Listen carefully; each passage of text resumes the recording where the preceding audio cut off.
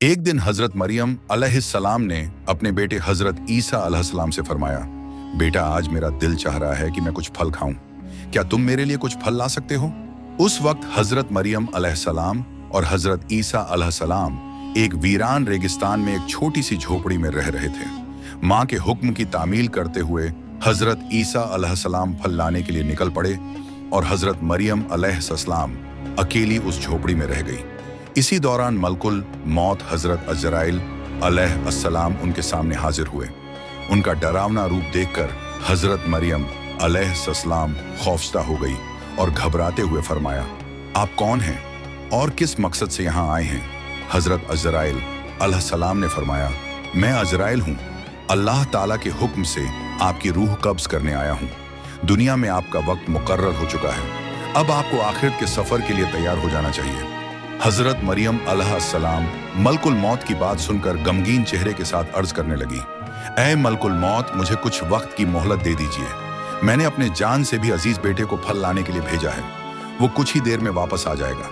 मैं इस दुनिया से रुखसत होने से पहले बस एक बार उसे देखना चाहती हूँ, उसे अलविदा कहना चाहती हूँ और जाते जाते उसे कुछ नसीहत करना चाहती हूँ। जब वह वापस आ जाए फिर आप मेरी रूह कब्ज कर लीजिए।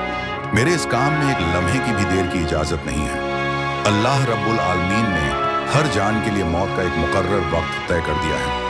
हर शख्स को उसी वक्त पर इस दुनिया से जाना होता है। न मैं उसे आगे बढ़ा सकता हूँ और ना ही टाल सकता हूँ। अल्लाह ताला के हुक्म के मुताबिक मुझे अभी और इसी वक्त आपकी रूह कब्ज करनी होगी। हजरत अजराइल अलैहिस्सलाम की बात सुनकर हजरत मरियम अलैहिस्सलाम बोल उठी, मैं मौत से नहीं डरती और ना ही अल्लाह के हुक्म की नाफरमानी करने वाली हूँ, मगर अफसोस इस बात का है कि मैं आखिरी वक्त में अपने बेटे से एक लफ्ज भी ना कह सकी और उसे एक बार देख भी ना सकी। खैर, अल्लाह ताला जो कुछ भी करता है बेहतर करता है। अपने बंदों की भलाई के लिए ही अल्लाह जो कुछ करता है बेहतर करता है। इसके बाद हजरत मरियम अलैहिस्सलाम ने हजरत अजराइल अलैहिस्सलाम को अपनी रूह कब्ज करने की इजाजत दे दी। मलकुल मौत ने अल्लाह के हुक्म से उनकी रूह कब्ज कर ली और उनकी जिंदगी का सफर मुकम्मल हो गया। उनका पाक जिस्म झोपड़ी में सुकून के साथ पड़ा रह गया। कुछ ही देर बाद हजरत ईसा अलैहिस्सलाम जंगल से फल लेकर वापस लौटे। जब उन्होंने अपनी वालिदा को खामोश लेटा हुआ देखा तो यह समझे कि वह आराम कर रही है, लिहाजा उन्होंने उन्हें परेशान नहीं किया। मगर जब काफी देर तक कोई हरकत ना हुई तो उन्होंने अपनी माँ को हिलाया।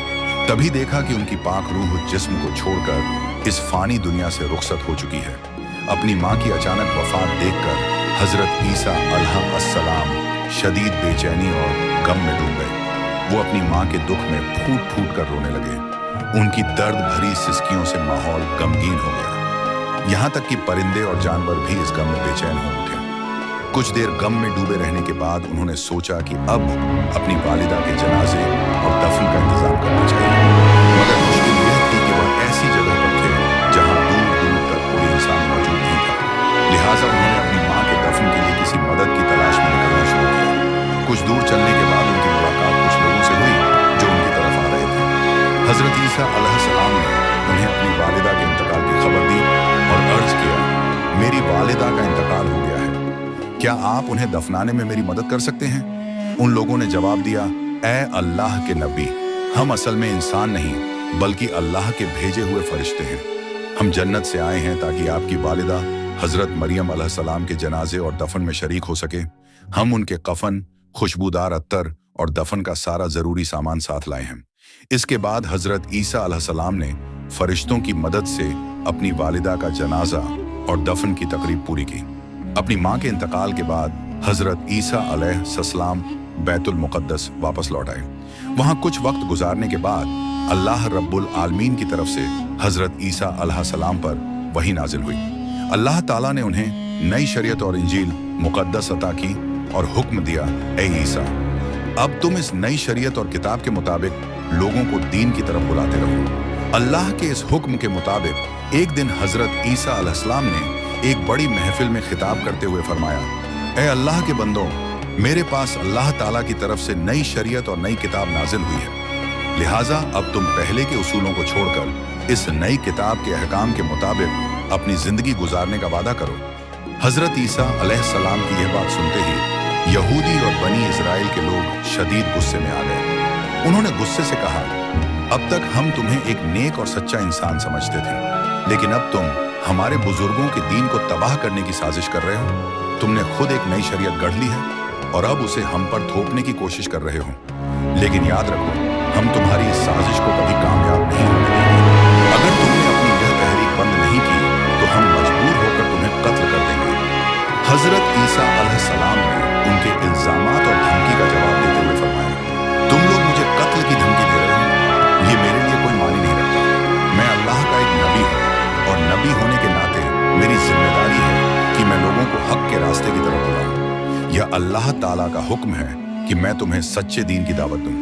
मैं तुम्हें तहे दिल से इस दीन को कबूल करने की दावत देता हूँ, वरना याद रखो, अगर तुम हक से मुंह मोड़ते हो तो तुम पर भी वही अजाब नाजिल होगा जो इससे पहले की गुनहगार कौमों पर आ चुका है। जैसे ही नबी की नई